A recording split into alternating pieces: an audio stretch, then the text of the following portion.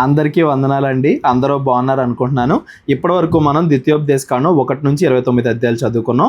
ఈ 29 అధ్యాయాల్లో కూడా మోషే ఇజ్రాయేలీల్ని ఐగుప్తు బానిసత్వం నుండి విడిపించిన తర్వాత వాగ్దాన దేశానికి వీళ్ళు రేపో మాపో వెళ్తారు అనగా మోషే చనిపోయే ముందు చివర్లో ఇజ్రాయేలీలకి దేవుడి గురించి బోధిస్తున్నాడు. వీళ్ళు పాటించాల్సిన ఆజ్ఞలు, వాగ్దాన దేశంలో వీళ్ళు దేవుణ్ణి ఎలా గుర్తుపెట్టుకోవాలి, అన్ని ఆజ్ఞలు బోధించి మీరు దేవుడి చిత్తానుసారంగా బ్రతికితే దేవుడు మిమ్మల్ని దీవిస్తాడు, లేదంటే దేవుడు మీకు కష్టాలు తీసుకొస్తాడు, మిమ్మల్ని శ్రమ పెడతాడు, మీకు దీవెన కావాలా శాపము కావాలా మీరే తేల్చుకోండి అని చెప్పేసి ముందు అధ్యాయంలో మాట్లాడడం మనం చదువుకున్నాం. ఈరోజు మనం ద్వితీయోపదేశకాండం 30వ అధ్యాయం నుండి చదువుకుంటూ వెళ్దాం. నేను నీకు వినిపించిన ఈ సంగతులన్నీ ద్వితీయోపదేశకాండం 1వ అధ్యాయం నుండి 30వ అధ్యాయం వరకు ఇప్పటిదాకా దేవుడు చెప్పిన సంగతులన్నీ కూడా అనగా దీవెనయు శాపమును నీ మీదికి వచ్చిన తరువాత నీ దేవుడైన యెహోవా నిన్ను వెళ్ళగొట్టించిన సమస్త జనముల మధ్యను వాటిని జ్ఞాపకము చేసుకొని నీ దేవుడైన యెహోవా వైపు తిరిగి నేడు నేను నీకు ఆజ్ఞాపించు సమస్తమును బట్టి నీ పూర్ణ హృదయముతోనూ నీ పూర్ణ ఆత్మతోనూ ఆయన మాట నీవును నీ సంతతి వారు వినిన ఎడల నీ దేవుడైన యెహోవా చెరలోని మిమ్మును తిరిగి రప్పించును. ఒకవేళ దేవుడి చిత్తానుసారంగా మీరు నడుచుకోకపోతే వేరే వాళ్ళకే దాసులుగా దేవుడు మిమ్మల్ని అప్పగించేస్తాడు. అలా ఈ దేశము నుండి దేవుడు మిమ్మల్ని వెళ్ళగొట్టిన తర్వాత మీరు మరలా మారు మనసు పొందితే, మరలా తిరిగి దేవుడి దగ్గరికి వస్తే దేవుడు మిమ్మల్ని ఆ చెరలో నుండి తిరిగి తీసుకొస్తాడు. ఆయన మిమ్మును కరుణించి నీ దేవుడైన యెహోవా ఏ ప్రజలలోనికి మిమ్మును చెదరగొట్టెనో వారిలో నుండి తాను మిమ్మును సమకూర్చి రప్పించును. మిమ్మల్ని చెరలోకి పంపించేశాడు కదా బానిసత్వంలోకి, మళ్ళా మిమ్మల్ని అందరినీ కూడా తిరిగి దేవుడు తీసుకొస్తాడు. మీ వాగ్దాన దేశంలోనికి మరలా మిమ్మల్ని తీసుకొస్తాడు. మీలో ఎవరైనా ఆకాశ దిగంతముల వరకు వెళ్ళగొట్టబడినను అక్కడి నుండి నీ దేవుడైన యెహోవా మిమ్మును సమకూర్చి అక్కడి నుండి రప్పించును. మిమ్మల్ని ఎవరెవరైతే బానిసలుగా చేసుకున్నారో, ఎక్కడెక్కడైతే మిమ్మల్ని చెదరగొట్టారో మీరు దేవుడి వైపు తిరగండి, మరలా మిమ్మల్ని రక్షించే బాధ్యత దేవుడిది. ఆయనే మిమ్మల్ని రప్పిస్తాడు. మీరు ఆకాశ దిగంతాల వరకు తప్పిపోయినా కానీ దేవుడు మిమ్మల్ని తిరిగి రప్పిస్తాడు. నీ పితరులకు స్వాధీనపరచిన దేశమున నీ దేవుడైన యెహోవా నిన్ను చేర్చును, నీవు దాన్ని స్వాధీనపరచుకొందువు. ఆయన నీకు మేలు చేసి నీ పితరుల కంటే నిన్ను విస్తరింపజేయును. మీరు దేవుడిని నమ్మండి, మరలా తిరిగి దేవుడిని జ్ఞాపకం చేసుకోండి, మరలా దేవుడే మిమ్మల్ని తీసుకొస్తాడు, దేవుడే మిమ్మల్ని ఆశీర్వదిస్తాడు, మీ వాగ్దాన దేశాన్ని మరలా మీకు తిరిగిస్తాడు. మరియు నీవు బ్రతుకుటకై నీ పూర్ణ హృదయముతోనూ నీ పూర్ణ ఆత్మతోనూ నీ దేవుడైన యెహోవాను ప్రేమించినట్లు నీ దేవుడైన యెహోవా తనకు లోబడుటకు నీ హృదయమునకును నీ సంతతి వారి హృదయమునకు సున్నతి చేయును. సున్నతి అనేది కేవలం బాహ్యంగా కాదు. మనం అబ్రహాము దగ్గర మాట్లాడుకున్నాం కదా, ఎవరెవరైతే ఇజ్రాయెల్ ఉన్నారో వాళ్ళందరూ కూడా సున్నతి చేయించుకోవాలని మోషే ఇజ్రాయెల్కి ఆజ్ఞాపించడం కూడా మనం చూసాం. కాకపోతే కేవలం అది బాహ్యంగా సూచన మాత్రమే కాదు, నిజమైన సున్నతి హృదయములో ఉండాలి. అంటే మన హృదయములో మేము దేవుడికి చెందిన వారము, దేవుడు మమ్మల్ని ప్రత్యేకపరుచుకున్నాడు, మిగతా అన్యజనుల వలె మేము ఉండకూడదు అని దేవుడికి సంబంధించిన జనాంగం అనే గుర్తు అనే సున్నతి బాహ్యంగా కాకుండా హృదయం మీద ఉండాలి. మీకు ఉండాలి, మీ సంతానానికి అంటే మీ తరతరాలకి కూడా మీ హృదయంలో దేవుడు ఉండాలి. ఎప్పుడైతే మీరు దేవుడిని జ్ఞాపకం చేసుకుంటారో అప్పుడే దేవుడు మిమ్మల్ని రక్షిస్తాడు అని చెప్తున్నాడు. అప్పుడు నిన్ను హింసించిన నీ శత్రువుల మీదికిని నిన్ను ద్వేషించిన వారి మీదికిని నీ దేవుడైన యెహోవా ఆ సమస్త శాపములను తెప్పించును. వాళ్ళకి శిక్ష విధిస్తాడు, శత్రువులకి, మీకు కాదు. ఎందుకంటే మీరు తిరిగి దేవుడిని నమ్ముకున్నారు కాబట్టి. నీవు తిరిగి వచ్చి యెహోవా మాట విని నేడు నీకు ఆజ్ఞాపించుచున్న ఆయన ఆజ్ఞలన్నింటినీ గైకొనుచుందువు. మారు మనసు పొందితే తిరిగి వచ్చి దేవుడి ఆజ్ఞలను అనుసరించి నడుచుకోండి, అప్పుడు దేవుడు మిమ్మల్ని కాపాడతాడు అని చెప్తున్నాడు. ఇది కేవలం ఈ అధ్యాయం కోసం మాత్రమే కాదండి, బైబిల్ మొత్తంలో మీరు జ్ఞాపకం చేసుకోండి. ఫస్ట్ ఏం జరిగిద్దంటే దేవుడు మనకి ఏది మంచి ఏది చెడు, మీరు ఏది చేయొచ్చు ఏది చేయకూడదు అన్నీ కూడా చెప్తాడు దేవుడు. కాకపోతే మనిషి చెడ్డవాడు కదా, మనిషి దేవుడి మాట వినడు కదా, మనిషి దేవుడి ఆజ్ఞలకు వ్యతిరేకంగా పాపం చేస్తాడు. ఆదాము దగ్గర నుండి చూడండి ఇజ్రాయెల్ వరకు, ఈవెన్ ఐగుప్తీలకు కూడా అన్యులకు కూడా దేవుడు ఏది మంచి ఏది చెడు అని చెబుతాడు. దేవుడు చెప్పిన మాట ప్రకారంగా వినకుండా మనుషులు పాపం చేసి దేవుడికి దూరం అవుతాడు. అప్పుడు దేవుడు ఏం చేస్తాడంటే మన పాపం మనకి తెలియాలి, మనం ఏం తప్పు చేసామో మనకి తెలియాలి అని చెప్పి మనకి మనకి శ్రమ పెడతాడు. శ్రమ ఎందుకు అంటే మనలో మారు మనసు కలగాలి అని.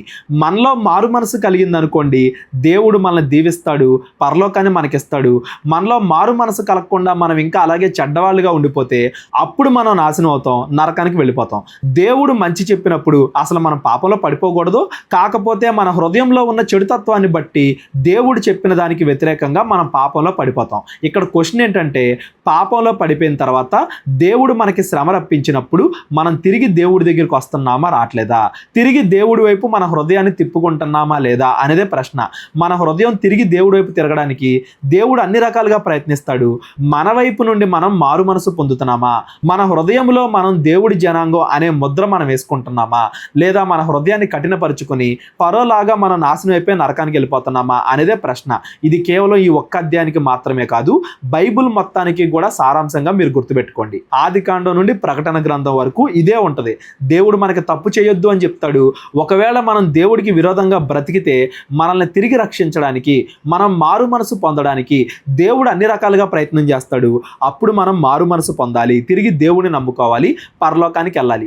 లేదంటే మన హృదయాన్ని కఠినం చేసుకుంటే మనం నరకానికి వెళ్ళిపోతాం. సేమ్ ఇజ్రాయేల్ కూడా దేవుడి మాట వినకుండా పాపం చేస్తే దేవుడు అన్యులకి వెళ్ళని బానిసలుగా అప్పగించేస్తాడు.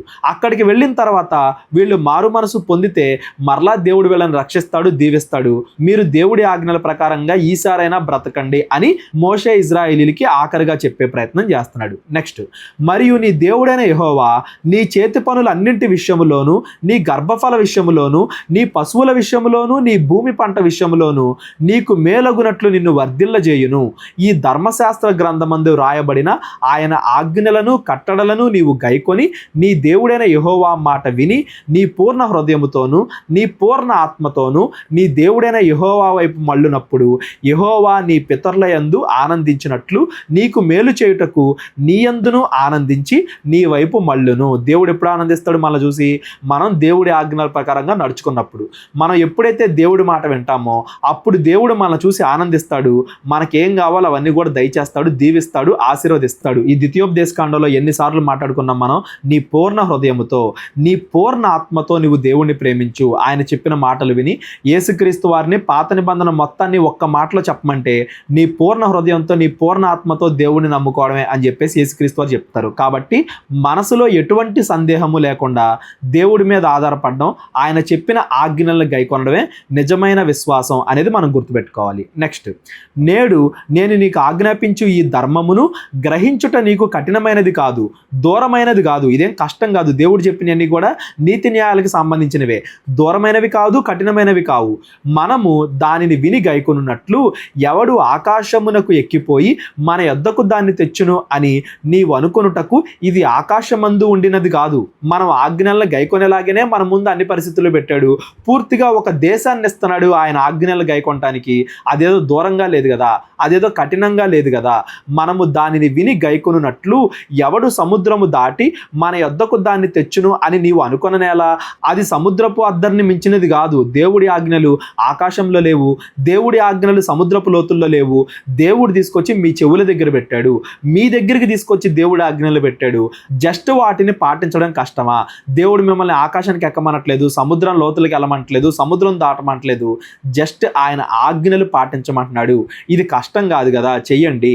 నీవు దానిని అనుసరించుటకు ఆ మాట నీకు బహు సమీపముగా ఉన్నది, నీ హృదయమున నీ నోటన ఉన్నది. అంటే దేవుడి ఆజ్ఞలు అంత దగ్గరగా వచ్చాయి, దేవుడి మనసు మీకు అంత దగ్గరగా వచ్చింది. దేవుడు ఏం కోరుకుంటున్నాడో మీ దగ్గరికి ఆయనే తీసుకొచ్చి పెట్టాడు.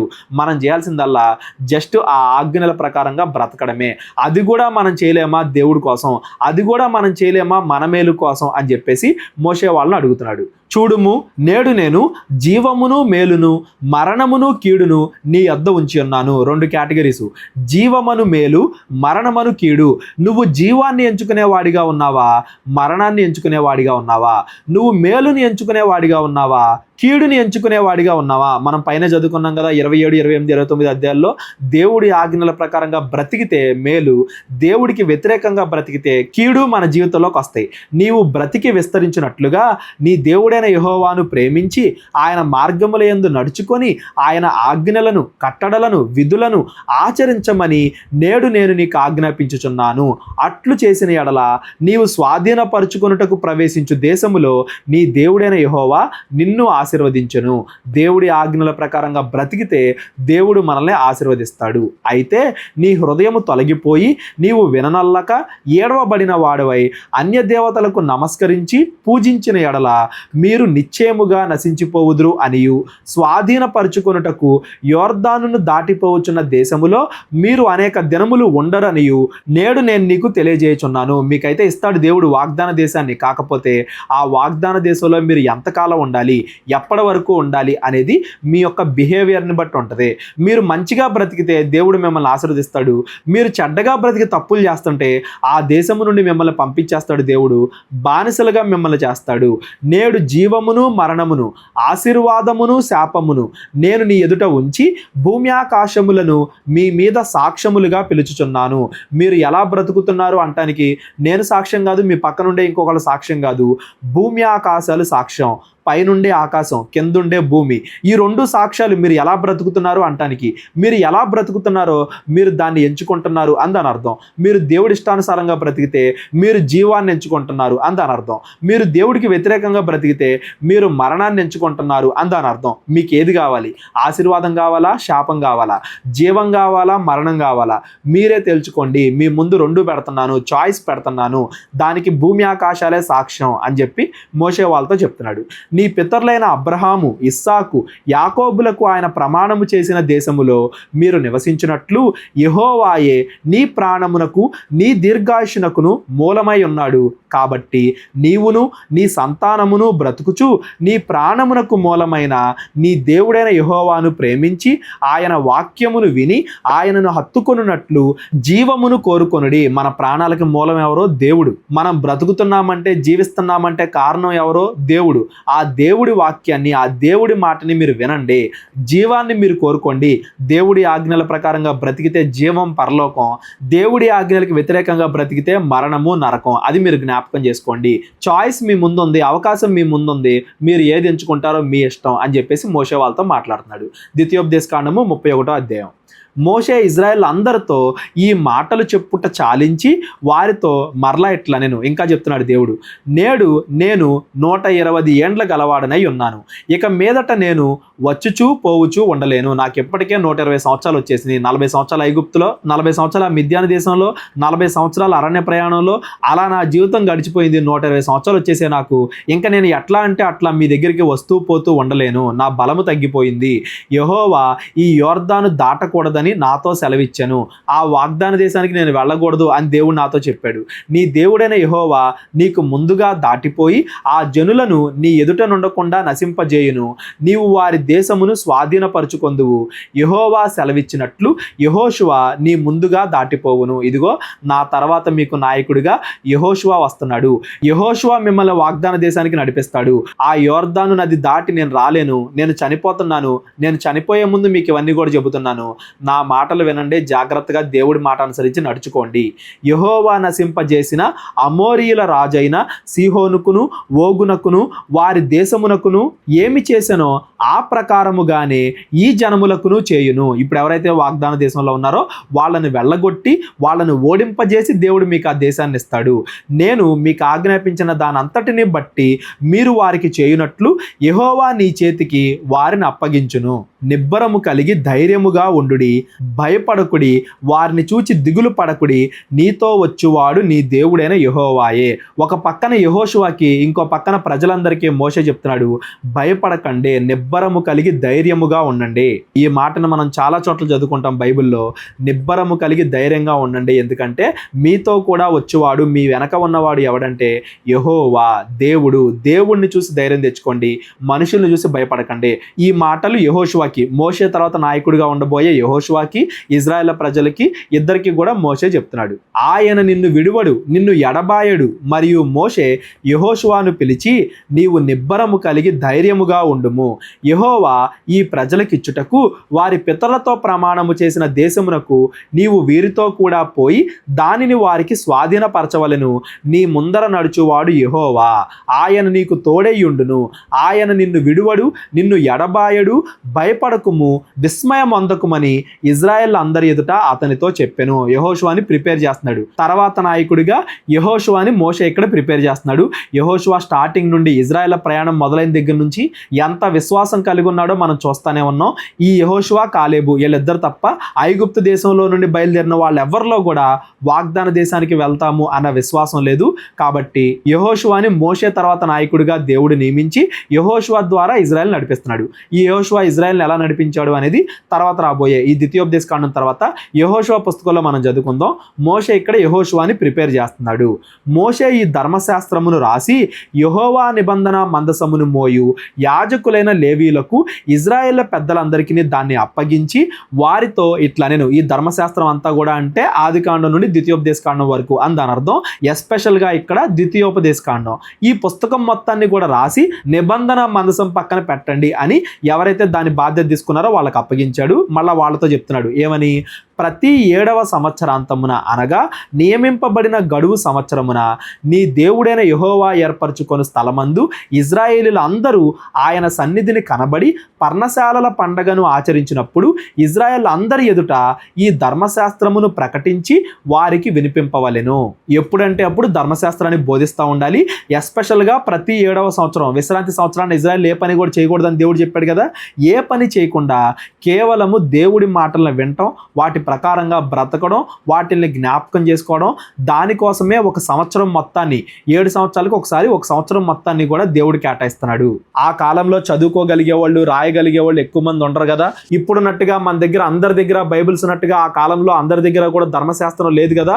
కాబట్టి మీరే వాళ్ళకి ఎప్పటికప్పుడు వినిపిస్తూ ఉండాలి. ముందు అధ్యాయంలో కూడా మనం మాట్లాడుకున్నాం. పెద్ద పెద్ద రాళ్ల మీద వాటిని రాసి కొండల మీద పెట్టి ఇజ్రాయెల్ అందరికీ కూడా వాటిని అందేలా చేయాలి అని చెప్పి దేవుడు చెప్తున్నాడు. కాబట్టి వీళ్ళకి పండగలు, ఆచారాలు, ఆ రాళ్ల మీద దేవుడి ఆజ్ఞలు రాయడం, ఇలా 7 సంవత్సరాలకు ఒకసారి అందరికీ వినిపించడం, ఇవన్నీ కూడా దేవుడి ఆజ్ఞల్ని వీళ్ళు మర్చిపోకుండా ఎప్పటికప్పుడు గుర్తు చేయడానికి వాళ్ళకి అనేది మనం అర్థం చేసుకోవాలి.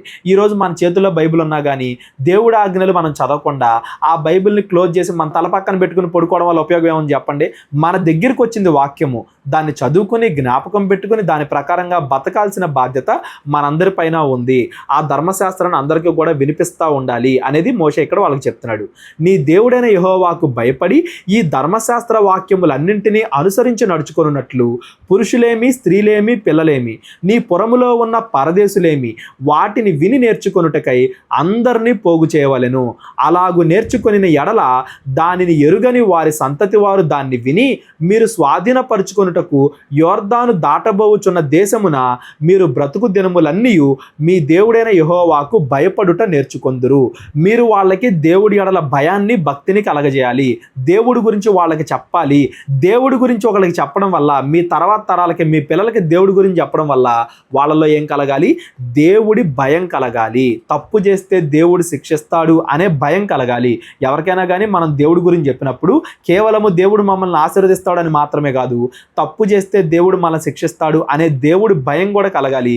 ఎప్పుడైతే దేవుడి భయం మనలో ఉంటుందో అప్పుడు మాత్రమే మనం మంచిగా విశ్వాసంలో ముందుకెళ్ళగలం అనేది ఈ మాటల యొక్క భావం. ఎప్పుడు కూడా చెవులకు వినసొంపుగా దేవుడు మిమ్మల్ని దీవిస్తాడు, ఆశీర్వదిస్తాడు ఇవి మాత్రమే కాదు, దేవుడు అంటే భయం కలిగేలా కూడా దేవుడి గురించిన లక్షణాలను మనం ప్రకటించాలి, మనం నేర్చుకోవాలి. మరియు యెహోవా చూడుము, నీ మరణ దినములు సమీపించెను. నీవు యెహోషువను పిలిచి నేను అతనికి ఆజ్ఞలిచ్చినట్టు ప్రత్యక్ష గుడారములో నిలువడని మోషేతో సెలవీయగా, దేవుడు పిలుస్తున్నాడు మోషేని, యెహోషువని. మోషేయు యెహోషువయు వెళ్ళి ప్రత్యక్ష గుడారములో నిలిచిరి. అచ్చట యెహోవా మేఘస్తంభములో ప్రత్యక్షమాయను. ఆ మేఘస్తంభము ఆ గుడారపు ద్వారము పైన నిలవగా యెహోవా మోషేతో ఇట్లనెను. ప్రత్యక్ష గుడారం లోపల మాట్లాడుతున్నాడు ఇప్పుడు మోషేతో, యెహోషువతో. ఇదిగో నీవు నీ పితరులతో పండుకొనబోచున్నావు. ఈ జనులు లేచి ఎవరి దేశమున తాము చేరి వారి నడుమనుందురో ఆ జనుల మధ్యను వ్యభిచారులై ఆ అన్యుల దేవతల వెంట వెళ్ళి నన్ను విడిచి నేను వారితో చేసిన నిబంధనను మీరుదురు.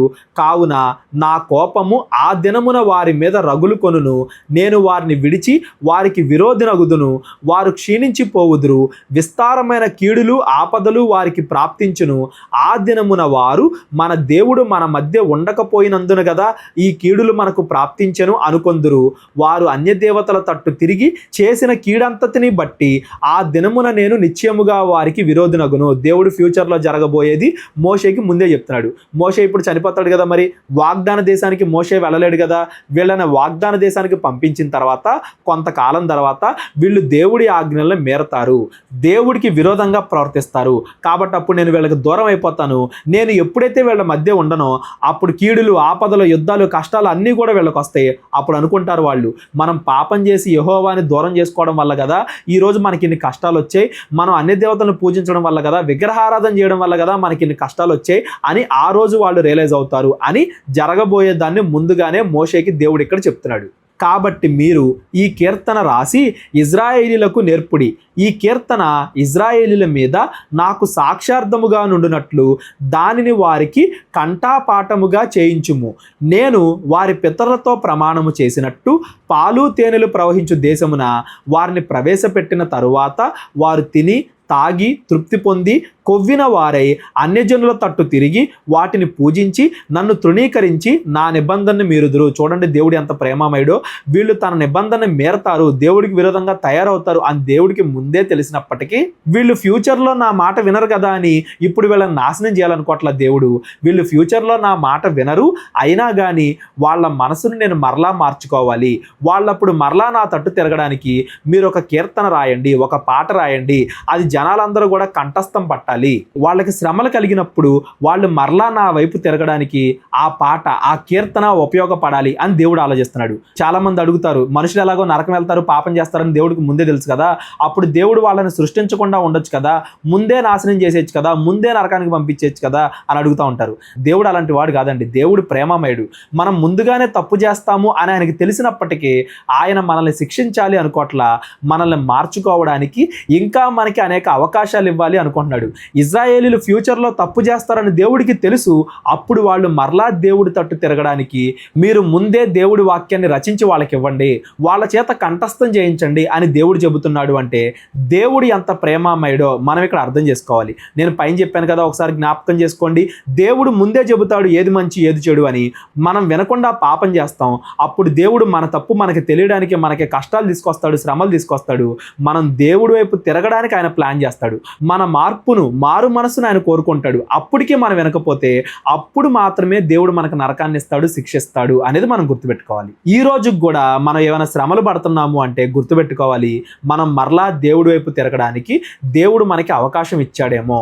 ఆ టైంలో మనం దేవుడి వాక్యాన్ని గుర్తు తెచ్చుకొని దేవుడి వైపు మరలా తిరగాలి. విస్తారమైన కీడులు, ఆపదలు వారికి సంభవించిన తరువాత ఈ కీర్తన వారి ఎదుట సాక్ష్యముగా నుండి సాక్ష్యము పలుకును. అది మరువబడక వారి సంతతి వారి నోట ఉండవలను. అందరి చేత కంఠస్థం చేయించండి. మీ పిల్లలకు కూడా మీరు నేర్పించండి. ఎందుకంటే రేపొద్దున ఫ్యూచర్లో వాళ్ళు తప్పు చేసినప్పుడు దేవుడి మాటలు వాళ్ళకి గుర్తు రావడానికి, వాళ్ళు మరలా మారు మనసు పొందడానికి అవి ఉపయోగపడతాయి. ఈ రోజు ఉపయోగపడపోయినా ఫ్యూచర్లో ఉపయోగపడతాయి. కాబట్టి అందరి చేత కంఠస్థం చేయించండి. నేను ప్రమాణము చేసిన దేశమున వారిని ప్రవేశపెట్టక మునుపే నేడే వారు చేయు ఆలోచన నేను ఎరుగుదును అనెను. దేవుడికి ముందే తెలుసు. వాగ్దాన దేశానికి వీళ్ళు ఇంకా వెళ్ళక ముందే, వెళ్ళిన తర్వాత కొంతకాలానికి వీళ్ళు ఏం చేస్తారో దేవుడికి ముందే తెలుసు. అది దేవుడు మోషేతో చెప్పి మోషే ద్వారా జనాలందరినీ కూడా మార్చడానికి ముందే ఆయన ప్రయత్నం చేస్తున్నాడు. ఎప్పుడో కలగాల్సిన మారు మనసు కోసం ఎప్పటి నుండే దేవుడు కష్టపడుతున్నాడు, ఎప్పటి నుండే దేవుడు మన మారు మనసు కోసం ప్రయత్నిస్తున్నాడు అనేది మనకు అర్థం అవ్వాలి. కాబట్టి మోషే ఆ దినమందే ఈ కీర్తన రాసి ఇజ్రాయేలీలకు నేర్పెను.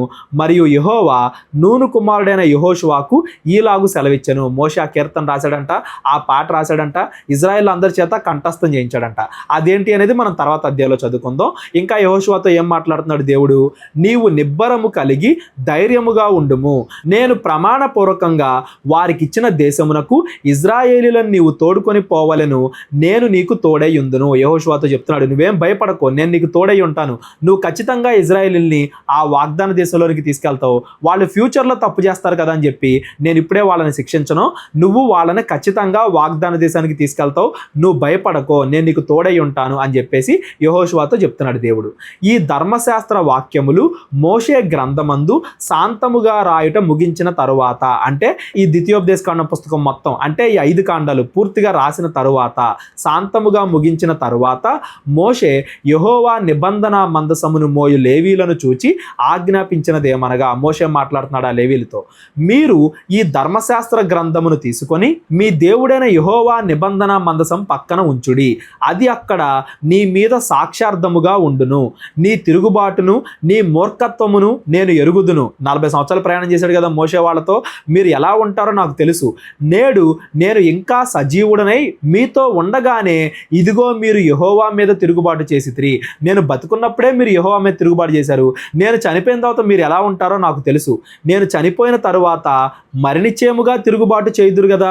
మీ గోత్రముల పెద్దవారందరినీ మీ నాయకులను నా యొద్ద పోగు చేయుడి, ఆకాశమును భూమిని వారి మీద సాక్షులుగా పెట్టి నేను ఈ మాటలు వారి వినికిడిలో చెప్పేదను. దేవుడు రాయమన్నాడు కదా ఒక కీర్తన, ఒక పాట, అది అందరికీ వినబడేలాగా నేను ఈరోజు చెప్తాను. నేను మీ అందరినీ ముందే హెచ్చరించాను అంటానికి ఆకాశము భూమే సాక్ష్యం అని చెప్పి మోషే చెప్తున్నాడు. ఈరోజు మీ అందరికీ కూడా సేవకులు వాక్యాన్ని చెబుతున్నారు, నేను మీ అందరి ఎదుట వాక్యాన్ని చదువుతున్నాను అంటే దానికి ఆకాశము భూమే సాక్ష్యం. అంటే దేవుడు ప్రయత్నిస్తున్నాడు మనం ఆయనకి దగ్గర అవ్వాలని. మనం ఆయనకి దగ్గర అవుతున్నామా, దూరం అవుతున్నామా? ఇజ్రాయెల్ లాగా ఎప్పటికప్పుడు పాపంలో పడిపోతున్నామా? యెహోషువ మోషేలాగా దేవుడికి నమ్మకస్తులుగా ఉన్నామా అనేది మనల్ని మనం ప్రశ్నించుకోవాలి. మనం జీవాన్ని కోరుకుంటున్నామా, మరణాన్ని కోరుకుంటున్నామా, పరలోకాన్ని కోరుకుంటున్నామా, నరకాన్ని కోరుకుంటున్నామా అనేది మనల్ని మనం ప్రశ్నించుకోవాలి. కాకపోతే దేవుడు మాత్రం ప్రయత్నించాడు, దేవుడు మాత్రం తన సేవకుల ద్వారా వాక్యాన్ని బోధించాడు అనడానికి ఆకాశము భూమే సాక్ష్యం.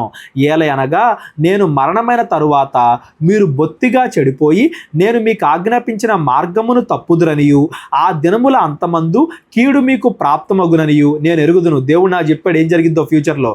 మీరు చేయు క్రియల వలన యెహోవాకు కోపము పుట్టించినట్లుగా ఆయన దృష్టికి కీడైన దాన్ని చేయుదురు. అప్పుడు మోషే ఇజ్రాయేల్ సర్వ సమాజం యొక్క వినికిడిలో ఈ మాటలు శాంతముగా పలికెను. ఇదిగో ఫ్యూచర్లో మీరు ఒకవేళ తప్పు చేస్తే మీరేం చేయాలో నేను ముందుగానే చెబుతున్నాను. మీరు అప్పుడు దేవుడి వైపు తిరగండి, మరలా దేవుడిని నమ్ముకోండి, మారు మనసు పొందుకోండి అని మోషే వివరిస్తూ వాళ్ళందరికి కూడా చెబుతున్నాడు. ద్వితీయోపదేశకాండం 32వ అధ్యాయంలో ఆ పాట ఉంటుంది, ఆ కీర్తన అంతా కూడా మనం చదువుకుందాం.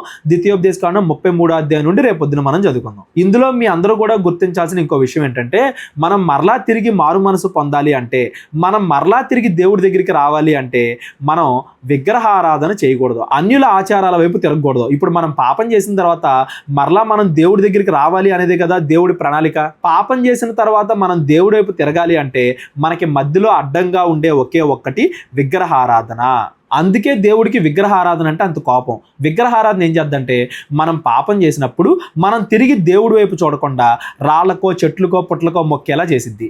మనం పాపం అయితే చేస్తాం, భూమి మీద పుట్టిన ప్రతి మనిషి ఎక్కడో ఒక చోట పాపంలో పడిపోతాడు, అపవాది ఆటంకాలకు లోనైపోతాడు, ఈ లోక ఆశలకి లోనవుతాడు. కాకపోతే మనం తిరిగి దేవుణ్ణి చేరుతున్నామా లేదా అనే దాన్ని బట్టి మనం పరలోకం వెళ్తామా లేదా అనేది ఆధారపడి ఉంటుంది.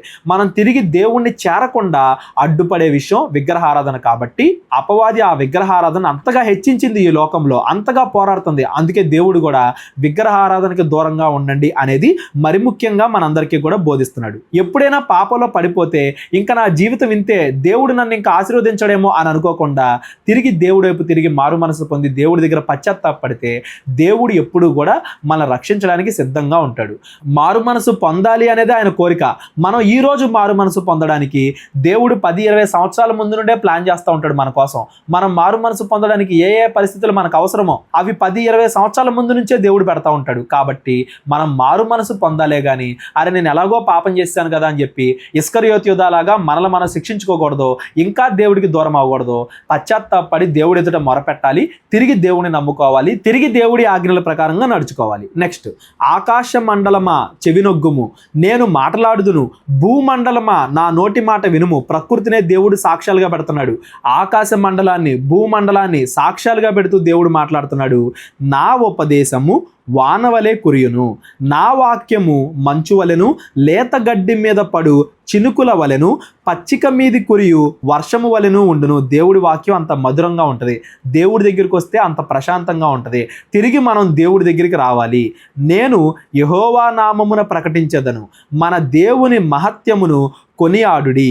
ఆయన ఆశ్రయదుర్గముగానున్నాడు, ఆయన కార్యము సంపూర్ణము, ఆయన చర్యలన్నీయు న్యాయములు, ఆయన నిర్దోషి అయి నమ్ముకొనదగిన దేవుడు, ఆయన నీతిపరుడు, యథార్థవంతుడు. మీరు గుర్తుపెట్టుకోవాలి, ఇజ్రాయెల్ అందరూ కూడా ఈ కీర్తనని కంఠస్థం చేయాలి, ఈ కీర్తనని బట్టి పట్టాలి. దేవుడి యొక్క లక్షణాలన్నింటినీ ఒక పాటలో పెడితే ఆ పాటే ఈ పాట. దేవుడి యొక్క లక్షణాలన్నీ ఉంటున్నాయి చూడండి ఇక్కడ. ఆశ్రయదుర్గము, దేవుడు ఏం చేసినా అది సంపూర్ణము, ఆయన నీతిమంతుడు, న్యాయవంతుడు, యథార్థవంతుడు. వారు తమ్మును చెరుపుకొనిరి, వారు కలంకులు, మూర్ఖత గల వక్రవంశము. మనుషులే తప్పు చేస్తారు, మనుషులే దేవుడికి పాత్రులు కారు, కానీ దేవుడు మాత్రము నీతిమంతుడు. మనకు మనమే పాడు చేసుకున్నాం మన పరిశుద్ధతని, మనల్ని మనమే చెరుపుకున్నాం. మూర్ఖత గల వంశం మనం, బుద్ధి లేని అవివేక జనమా, ఇట్లు యెహోవాకు ప్రతీకారము చేయుదురా. ఆయన నిన్ను సృష్టించిన తండ్రి కాడా, ఆయనే నిన్ను పుట్టించి స్థాపించెను. దేవుడే కదా మనల్ని సృష్టించింది, ఆయన మన తండ్రి కదా, మనల్ని సృష్టించిన తండ్రి కదా. ఆయన చెప్పిన ఆజ్ఞల ప్రకారంగా బ్రతకాల్సిన బాధ్యత మనకి లేదా? ఎందుకని బుద్ధి లేకుండా ఆయనకి వ్యతిరేకంగా కార్యాలు చేస్తున్నాం? ఎందుకని ఆయనకి ఎదురు తిరుగుతున్నాము?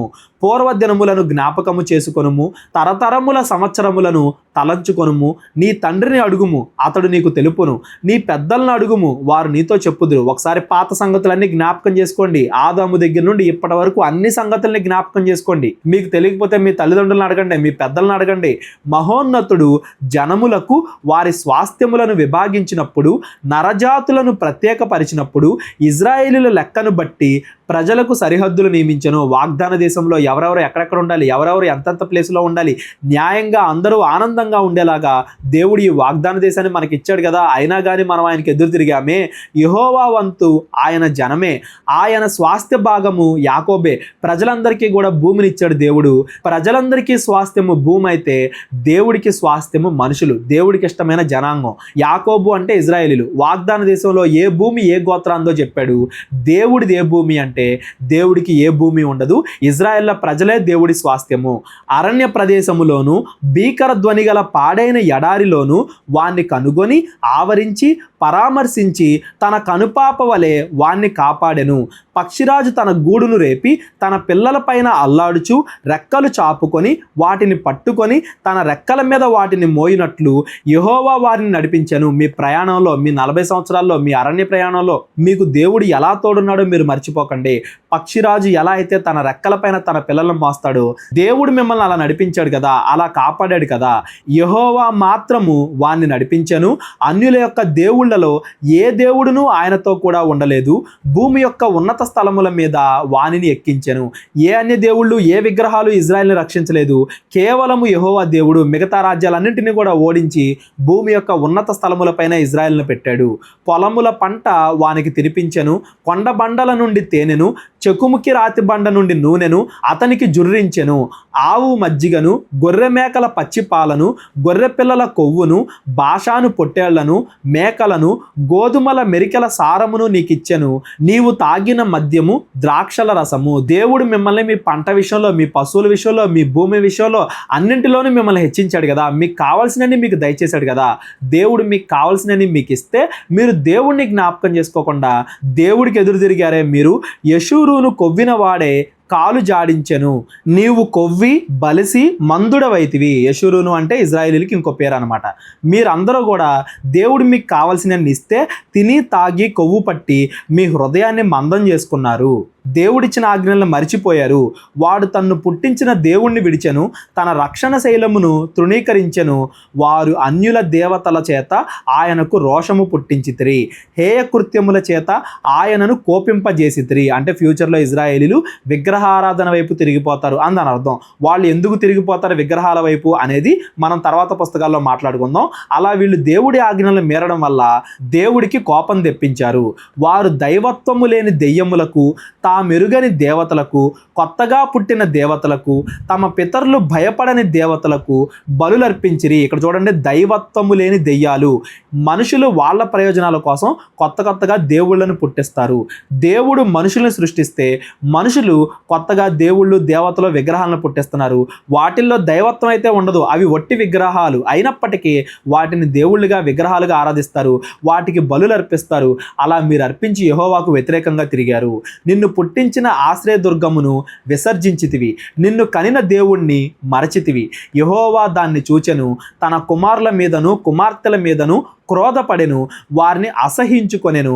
ఆయన ఇట్లా అనుకొనెను, దేవుడికి వాళ్ళందరి మీద కోపం వచ్చి మన తండ్రి అయిన దేవుడు అనుకుంటున్నాడంట, నేను వారికి విముఖుడనై వారి కడపటి స్థితి ఏమగునో చూచెదను. వారు మూర్ఖ చిత్తము గలవారు, విశ్వాసము లేని పిల్లలు, వారు దైవము కాని దాని వలన నాకు రోషము పుట్టించితిరి, తమ వ్యర్థ ప్రవర్తనముల వలన నాకు ఆగ్రహము పుట్టించితిరి. కాబట్టి జనము కాని వారి వలన వారికి రోషము పుట్టింతును, అవివేక జనము వలన వారికి కోపం పుట్టింతును. అంటే ఇజ్రాయేలీల కన్నా చెడ్డవారికి ఇజ్రాయేల్ని అప్పగిస్తాను, వాళ్ళ బానిసత్వంలో ఉన్నప్పుడన్నా వీళ్ళకి బుద్ధి వచ్చింది అని దాని ఉద్దేశం. నా కోపాగ్ని రగులుకొనెను, పాతాళ అగాధము వరకు అది దహించును, అది భూమిని దాని పంటను కాల్చును, పర్వతముల పునాదులను రవులబెట్టును, వారికి ఆపదలను విస్తరింపజేసేదను, వారి మీద నా బాణములన్నింటినీ వేసేదను. వారు కరువు చేత క్షీణించుదురు, మంట చేతను క్రూరమైన హత్య చేతను హరించిపోవుదురు. బురదలో ప్రాకు పాముల విషయమును మృగముల కోరలను వారి మీదకి రప్పించెదను. బయట ఖడ్గమును లోపల భయమును, యవ్వనులను కన్యకలను శిశువులను నెరసిన తల వెంట్రుకలు గలవారిని నశింపజేసేదను. వీళ్ళు వాళ్ళు అని తేడా లేదు, ఇజ్రాయెల్ దేశం మొత్తం మీదకి దేవుడి ఉగ్రత వస్తుంది అని దేవుడు ఇక్కడ చెప్తున్నాడు. వీటిల్లో ఒక్కొక్క పదాన్ని మనం కొన్ని రోజుల పాటు ఎక్స్ప్లెయిన్ చేసుకోవచ్చండి. కాకపోతే మనం పైపైనే చదువుకుంటూ వెళ్తున్నాం కాబట్టి నేను మామూలుగా చదువుకుంటూ వెళ్తున్నాను. ఒక్కొక్క మాట దగ్గర ఆగి మనం ఎక్స్ప్లెయిన్ చేసుకుంటే అందులో నుండి మనం నేర్చుకోవడానికి ఎంతో ఉంటుంది. ఇవన్నీ కూడా మనం లోతుగా ఆలోచించాలి. 1 సంవత్సరం కాదు, 2 సంవత్సరాలు కాదు, 10 సంవత్సరాలు కాదు, వాక్యము ఎంతగా చదువుతున్నా కానీ అందులో ఇంకా దేవుడు మనకి ఏదో నేర్పిస్తానే ఉంటాడు అనేది మనకు అర్థం అవ్వాలి. నేను ఎప్పుడు చెప్తా ఉంటాను కదా, ఒకే ఒక్క వాక్యాన్ని, ఒకే ఒక్క లైన్ని 5 నిమిషాలు ఎక్స్ప్లెయిన్ చేసుకోవచ్చు, 5 గంటలు ఎక్స్ప్లెయిన్ చేసుకోవచ్చు, 5 రోజులు 5 సంవత్సరాలు కూడా ఎక్స్ప్లెయిన్ చేసుకోవచ్చు. వాక్యము అంత లోతైనది, దేవుడు అంత నీట్గా రాయించాడు. మనం పైపైన మొత్తం అంతా చదువుకుంటూ వెళ్ళిపోతున్నాం కాబట్టి నేను మామూలుగా చదువుతున్నాను. మీరు సమయం కుదిరినప్పుడు మళ్ళా లోతుగా ఇంకా ఒక్కొక్క మాటని ఇంకా మంచిగా ఆలోచించండి. చాలా భావం అందులో ఉంటుంది. వారిని దూరమునకు చెదరగొట్టేదను, వాగ్దాన దేశం నుండి దూరంగా వాళ్ళని పంపించేస్తాను. వారి పేరు మనుషుల్లో లేకుండా చేసేదను అనుకొందును. వారి విరోధులు నిజము గ్రహింపకుందురేమో, ఇదంతయు యెహోవా చేసినది కాదు, మా బలము చేత వారిని గెలిపించితిమి అని వారు అనుకొందురేమో. విరోధి గర్వమునకు భయపడి చెదరగొట్టలేదు. మిమ్మల్ని పూర్తిగా ఎందుకు నాశనం చేయట్లేదంటే, మిమ్మల్ని పూర్తిగా నాశనం చేస్తే దేవుడు ఎవరికైతే మిమ్మల్ని అప్పగించాడో వాళ్ళు గర్వపడతారు. ఉదాహరణకి బబులోను, అష్షూరీలకి ఇజ్రాయేలీని దేవుడు బానిసలుగా పంపిస్తాడు. మళ్ళా వాళ్ళ నుండి విడిపించి ఎందుకు తీసుకొస్తున్నాడు దేవుడు? వీళ్ళు పశ్చాత్తాపడినప్పుడు. పూర్తిగా వాళ్ళని ఎందుకు నాశనం చేయట్లేదు, ఎందుకు చెదరగొట్టట్లేదు అంటే, ఆ బబులోను, అష్షూరు దేశాలు గర్వపడకుండా ఉండడానికి దేవుడే వాళ్ళకి అప్పగించాడు. మరలా దేవుడే వాళ్ళని తీసుకుంటాడు వాళ్ళు మారు మనసు పొందినప్పుడు అనేది ఆ దేశాలకి, అష్షూరు, బబులోనుకు కూడా అర్థం అవడానికి దేవుడు ఇలా చేస్తాడు. వారు ఆలోచన లేని జనము, వారిలో వివేచన లేదు.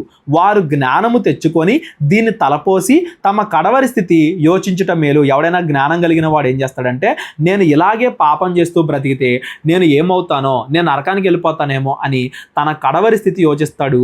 ఇప్పుడే మారు మనసు పొందుతాడు.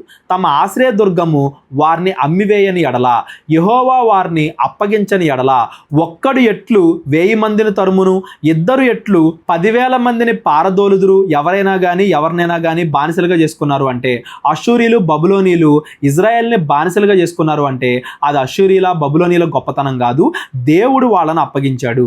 దేవుడే తీర్పు తీరుస్తున్నాడు అంటానికి సూచనలు ఎలా ఉంటాయంటే, ఒకడు 1000 మందిని తరుముతాడు, ఇద్దరు 10,000 మందిని తరుముతారు. ఇజ్రాయేలీలు మోయాబీల పైన యుద్ధానికి వెళ్ళినప్పుడు ఒక్క ఇజ్రాయేలీయుడు కూడా చనిపోకుండానే వాళ్ళు యుద్ధం గెలిచారు. అలాగే ఇజ్రాయేలీల మీదకి వేరే వాళ్ళు యుద్ధానికి వచ్చినప్పుడు వాళ్ళని గెలిపిస్తాడు. ఇవన్నీ కూడా దేవుడే వీళ్ళని అప్పగిస్తున్నాడు అంటానికి సూచనలు. అదేదో వాళ్ళ బలం కాదు, దేవుడే తప్పు చేసిన వాళ్ళని ఇంకొకళ్ళకి అప్పగిస్తున్నాడు అని దాని అర్థం. వారి ఆశ్రయదుర్గము మన ఆశ్రయదుర్గము వంటిది కాదు, ఇందుకు మన శత్రువులే తిరుప్పరులు. వారి ద్రాక్షావల్లి సొదొమ ద్రాక్షావల్లి, అది గొమొరా పొలములో పుట్టినది. వారి ద్రాక్ష పండ్లు పిచ్చి ద్రాక్ష పండ్లు, వాటి గెలలు చేదైనవి. వారి ద్రాక్షల రసము క్రూర సర్పముల విషము, నాగుపాముల క్రూర విషము, ఇవన్నీ కూడా కేవలం ఫ్రూట్స్ గురించో పాముల గురించో కాదు, మనుషుల మనస్తత్వాల గురించి దేవుడు మాట్లాడుతున్నాడు అనేది మనకు అర్థం అవ్వాలి. ఇజ్రాయేలీలు పాపం చేయడం వల్ల వాళ్ళ హృదయం ఎలా తయారైంది, బబులోనీలు అష్షూరీలు వాళ్ళ హృదయాలు కూడా ఎలా ఉన్నాయి, విషంతో చెడుతనంతో నిండి ఉన్నాయి అనేది ఇక్కడ చెప్తున్నాడు. ఇది పంటల గురించి కాదు, మనుషుల హృదయాల గురించి అనేది మనం అర్థం చేసుకోవాలి. ఇది నా యొద్ద మరుగుపడి ఉండలేదా, నా విధులలో ముద్రింపబడి ఉండలేదా, వారు కాలుజారు కాలమున పగ తీర్చుటయు ప్రతిఫలమిచ్చుటయు నావే. ఎప్పుడైతే వాళ్ళు ఆజ్ఞలను అతిక్రమిస్తారో అప్పుడు వాళ్ళకి తీర్పు తీర్చే బాధ్యత దేవుడిది. దేవుడే అందరికీ తీర్పు తీరుస్తున్నాడు. కానీ ఎవరైతే ఇజ్రాయేలీని బానిసలుగా చేసుకుంటున్నారో అది వాళ్ళ గొప్పతనం కాదు, ఇజ్రాయేలీలు పాపం చేసినందుకు దేవుడు ఇజ్రాయేలీలకు విధించే శిక్ష అని ఇజ్రాయేలు జ్ఞాపకం చేసుకోవాలి. ఫ్యూచర్లో ఇజ్రాయేలీలు తప్పు చేసినప్పుడు దేవుడు వీళ్ళని వేరే వాళ్ళకి అప్పగించేస్తే, అమ్మో వాళ్ళు మనకన్నా గొప్ప దేశం, అందుకే వాళ్ళు వచ్చి మన మీద యుద్ధం చేశారు, మనల్ని బానిసలుగా చేసుకున్నారు అని ఇజ్రాయేల్ అనుకోకూడదు. బబులోను గొప్పతనం అనుకోకూడదు. మేము పాపం చేసాం, అందుకే దేవుడు మమ్మల్ని వాళ్ళకి అప్పగించాడు, అందుకే మేము ఈరోజు కష్టాలు అనుభవిస్తున్నాం అని ఇజ్రాయేల్ గ్రహించాలి. అందుకే ఈ పాట మొత్తాన్ని ఇలా రాస్తున్నాడు. ఎవరికైనా కానీ ఈ పాటలో, ఈ కీర్తనలో ఏమైనా సందేహాలు, డౌట్లు ఉన్నట్లయితే డిస్క్రిప్షన్లో ఉన్న నెంబర్ ఉంటుంది, కాల్ కానీ వాట్సాప్ కానీ చేయండి. వారి ఆపద్దినము సమీపించును, వారి గతి త్వరగా వచ్చును, వారికి ఆధారము లేకపోవును, నిర్బంధింపబడిన వాడును స్వతంత్రుడును లేకపోవును. యెహోవా చూచును, తన సేవకులను గూర్చి సంతాపపడును, నిజముగా తన ప్రజలకు తీర్పు చేయును. వాళ్ళు ఎప్పుడైతే మారు మనసు పొందుతారో, మరలా దేవుడి వైపు తిరుగుతారో, అప్పుడు దేవుడు వాళ్ళని జ్ఞాపకం చేసుకుంటాడు, మరలా ఆ ఆపదలో నుండి వాళ్ళని రక్షిస్తాడు. వాళ్ళ మీద ఎవరైతే ఆధిపత్యం చలాయించారో ఆ బబులోను అష్షూరు రాజ్యాలకు కూడా దేవుడు తీర్పు తీరుస్తాడు. ఆయన వారి నైవేద్యముల కొవ్వును తిని వారి పానీయ అర్పణమైన ద్రాక్షరసమును తాగిన వారి దేవతలు ఏమైరి, వారు ఆశ్రయించిన దుర్గములే లేచి మీకు సహాయము చేయవచ్చును, వారు మీకు శరణము కానీయుడి అని చెప్పును. ఇజ్రాయేలు బానిసత్వంలో ఉన్నప్పుడు దేవుడు అడుగుతాడంట, మిమ్మల్ని మరలా నేనే రక్షించాలి కదా, మీరు ఎప్పటివరకు పూజించిన విగ్రహాలు ఏమైనా, మీరు ఆశ్రయించిన ఆ దుర్గాలు, ఆ గుడులు ఏమైనా, ఆ విగ్రహాలనే మీకు సహాయం చేయమనండి, లేచి మీకు సహాయం చేయమనండి అని దేవుడు అప్పుడు తీర్పు తీరుస్తాడు. ఇజ్రాయేలీలు ఎప్పుడైతే ప్రభువా నువ్వే దేవుడివి, మేము ఇప్పటిదాకా విగ్రహాలను ఆరాధించాము, వాటిల్లో ఏమి లేదు, వాటిని ఆరాధించడం వల్ల మేము వ్యభిచారం, దొంగతనం, నరహత్య ఇలాంటి పాపాల్లో మేము పడిపోయాము, మేము ఇక్కడ నుండి అలా చెయ్యము అని చెప్పి నిజమైన దేవుడి వైపు ఎప్పుడైతే వాళ్ళు తిరుగుతారో అప్పుడు మాత్రమే దేవుడు వాళ్ళని రక్షిస్తాడు అని చెప్పేసి ఇక్కడ చెప్తున్నాడు. ఇదిగో నేనే దేవుడను, నేను తప్ప వేరొక దేవుడు లేడు, మృతునందించు వాడను నేనే, బ్రతికించు వాడను నేనే, గాయపరచు వాడను నేనే, స్వస్థపరచు వాడను నేనే, నా చేతిలో నుండి విడిపించువాడు ఎవడునూ లేడు. లోకములో అనేక మంది దేవతలు, దేవుళ్ళు ఉన్నారు, వాళ్ళల్లో యెహోవా దేవుడు బలవంతుడు కాదు, యెహోవా దేవుడు ఒక్కడే దేవుడు, మిగతావన్నీ కూడా ఒట్టి విగ్రహాలు, వాటిల్లో ఏమీ లేదు. మిగతా దేవుళ్ళు, దేవతలు, విగ్రహాలు అవన్నీ ఉన్నాయనుకోవడమే తప్పు, ఉన్నాయనుకోవడమే పాపము. నేనే దేవుడను, నేను తప్ప వేరొక దేవుడు లేడు. మృతినొందించు వాడని నేనే, బ్రతికించు వాడని నేనే, గాయపరచు వాడని నేనే, స్వస్థపరచు వాడని నేనే, నా చేతిలో నుండి విడిపింపగలవాడు ఎవడునూ లేడు అని దేవుడు చెప్తున్నాడు. దేవుడు తీర్పు తీర్చాలనుకుంటే దేవుడు తీర్పు తీరుస్తాడు, దేవుడు రక్షించాలనుకుంటే దేవుడు రక్షిస్తాడు. దేవుడు తప్పితే ఇంకా ఎవరూ ఏదీ చేయలేరు అని ఈ వాక్య భాగం మనకి సెలవిస్తుంది. నేను తలతలలాడు నా ఖడ్గమును నూరి నా చేత న్యాయమును పట్టుకొనిన ఎడల నా శత్రువులకు ప్రతీకారము కలగజేసేదను, నన్ను ద్వేషించు వారికి ప్రతిఫలమిచ్చేదను, రక్తము చేత నా బాణములను మత్తిల్ల చేసేదను, చంపబడిన వారి రక్తమును, చెరపట్టబడిన వారి రక్తమును, శత్రువులలో వీరుల తలలను నా ఖడ్గము భక్షించును. నేను ఆకాశము తట్టు నా హస్తమెత్తి నా శాశ్వత జీవము తోడని ప్రమాణము చేయుచున్నాను. జనములారా ఆయన ప్రజలతో కూడా ఆనందించుడి, హతులైన తన సేవకులను బట్టి ఆయన ప్రతిదండన చేయును, తన విరోధులకు ప్రతీకారము చేయును, తన దేశము నిమిత్తము తన ప్రజల నిమిత్తమును ప్రాయశ్చిత్తము చేయును. ఇజ్రాయెల్ తప్పు చేశారు కాబట్టి ఇజ్రాయెల్ని వేరే వాళ్ళకి బానిసలుగా దేవుడు అప్పగించాడు. అంత మాత్రం చేత ఎవరైతే మళ్ళా వాళ్ళని బానిసలుగా పెట్టుకుని హింసిస్తున్నారో వాళ్ళు మంచి వాళ్ళని కాదు, దేవుడు ఒక పక్కన ఇజ్రాయెల్కి తీర్పు తీరుస్తాడు, అలాగే ఆ బబులోను, అష్షూరు ఎవరెవరైతే దౌర్జన్యాలు చేస్తున్నారో ఆ రాజ్యాలకు కూడా దేవుడు తీర్పు తీరుస్తాడు. తన కత్తి పట్టుకొని న్యాయం తీరుస్తాడు. ఎవడెవడైతే తప్పులు చేశాడో వాళ్ళందరికీ దేవుడు న్యాయం తీరుస్తాడు. ఎవరెవరైతే తన వైపు తిరిగి మారు మనసు పొందారో వాళ్ళని దేవుడు రక్షిస్తాడు, ప్రాయశ్చిత్తం చేస్తాడు. యెహోవా జనులారా, మీరందరూ కూడా ఆయనతో ఆనందించుడు, ఎందుకంటే మీరు మారు మనసు పొందారు కాబట్టి దేవుడు మిమ్మల్ని మరలా రక్షిస్తున్నాడు అని దాని అర్థం. ఈ 43 వచనాల వరకు, 1వ వచనం నుండి ఈ 43 వచనాల వరకు ఒకటే కీర్తన, ఒకటే పాట. ఇజ్రాయెల్ ఫ్యూచర్లో తప్పు చేస్తే దేవుడు ఇజ్రాయెల్ని వేరే వాళ్ళకి బానిసలుగా అప్పగిస్తే మా పాపం వల్లే మేము కష్టాలు అనుభవిస్తున్నాం, మరలా తిరిగి జ్ఞాపకం చేసుకోవాలి దేవుణ్ణి అని వాళ్ళు మారు మనసు పొందుకుంటే దేవుడు మరలా వీళ్ళని రక్షిస్తాడు అనే దానికోసం ఈ పాట. కాబట్టి దీన్ని ఇజ్రాయేలీలు బట్టి పట్టాలి, కంఠస్థం పట్టాలి, ఎప్పటికప్పుడు జ్ఞాపకం చేసుకోవాలి అని చెప్పి దేవుడు ముందుగానే ఇజ్రాయెల్ని రక్షించడానికి ప్లాన్ చేశాడు, ముందుగానే ఇజ్రాయెల్ని రక్షించడానికి ప్రణాళిక వేశాడు మోషే ద్వారా అనేది మనకు అర్థం అవ్వాలి. నెక్స్ట్, మోషేయు నూను కుమారుడైన యెహోషువాయు ఈ కీర్తన మాటలన్నీ ప్రజలకు వినిపించిరి. మరియు మోషే ఈ మాటలన్నీ ఇజ్రాయెల్ అందరితో చెప్పి చాలించి మరలా వారితో ఇట్లనెను, మీతో సాక్ష్యముగా నేడు నేను పలికిన మాటలన్నింటినీ మీ మనసులో పెట్టుకొని మీ సంతతి వారు ఈ ధర్మశాస్త్ర వాక్యములన్నింటినీ అనుసరించి నడుచుకొనవలెనని వారికి ఆజ్ఞాపింపవలెను. ఇవి కేవలం మీకు మాత్రమే కాదు, మీ తర్వాత తరాలకు కూడా వీటిని ఆజ్ఞాపించాలి, మీ తర్వాత తరాలకు కూడా వీటిని నేర్పించాలి. ఇది మీకు నిరర్ధకమైన మాట కాదు, ఇది మీకు జీవమే, వాక్యమే జీవము. మరియు మీరు స్వాధీనపరచుకొనుటకు యోర్దానును దాటబోచున్న దేశములో దీనిని బట్టి మీరు దీర్ఘాయుష్మంతులగుదురు. దేవుడి వాక్యాన్ని కరెక్ట్గా అనుసరిస్తే దేవుడు మీకు తోడుంటాడు, మిమ్మల్ని ఆశీర్వదిస్తాడు, దీర్ఘాయుష్మంతులు మీరు అవుతారు. దేవుడికి విరోధంగా బతికితే మీరు నాశనం అవుతారు అని చెప్పి మోషే చివరిసారిగా వాళ్ళని హెచ్చరిస్తున్నాడు. ఆ దినమున యెహోవా మోషేతో ఇట్లనెను, యెరికో ఎదుటనున్న మోయాబు దేశమందలి అబారీమను ఈ పర్వతము అనగా నెబో కొండ ఎక్కి నేను ఇజ్రాయేలీయులకు స్వాస్థ్యముగా ఇచ్చుచున్న కనాను దేశమును చూచి నీ సహోదరుడైన అహరోను హోరు కొండ మీద మృతి పొంది తన స్వజనుల యొద్దకు చేరినట్లు నీవు ఎక్కబోవుచున్న కొండ మీద మృతి పొంది నీ స్వజనుల యొద్దకు చేరుదువు. ఇదిగో నువ్వు చనిపోతావు, ఈ అబారీము అనే కొండ మీద నువ్వు చనిపోతావు, చనిపోవడానికి ముందు ఆ కొండ ఎక్కి ఒకసారి వాగ్దాన దేశాన్ని చూడు అని దేవుడు అన్నాడు. అసలు వాగ్దాన దేశాన్ని కూడా మోషే చూడకూడదు, కాకపోతే మోషే బతిలాడడాన్ని బట్టి, మోషే దేవుడికి ప్రార్థన చేయడాన్ని బట్టి వాగ్దాన దేశాన్ని చూడడానికి దేవుడు ఒప్పుకున్నాడు. మోషే చనిపోయే ముందు ఇజ్రాయెల్ వెళ్ళబోయే వాగ్దాన దేశాన్ని చూసి చనిపోతున్నాడు, పరలోకానికి వెళ్ళే అవకాశాన్ని పొందుకుంటున్నాడు అని దాని అర్థం.